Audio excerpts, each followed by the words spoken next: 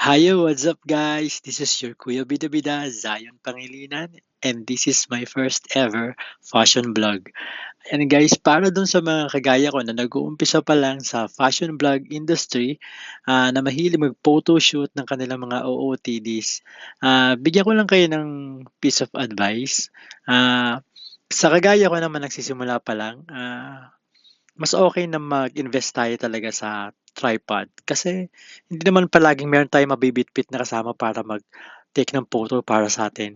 And hindi rin nila talaga minsan makukuha yung mga angle na gusto natin kagaya nito, 'di ba?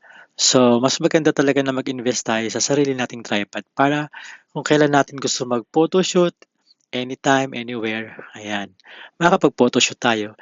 And guys, advice ko lang din po dun sa mga hindi naman kagaya ko na talagang makapal yung mukha pagdating sa pagpo-photoshoot. Guys, ituloy niyo lang 'yan, 'di ba?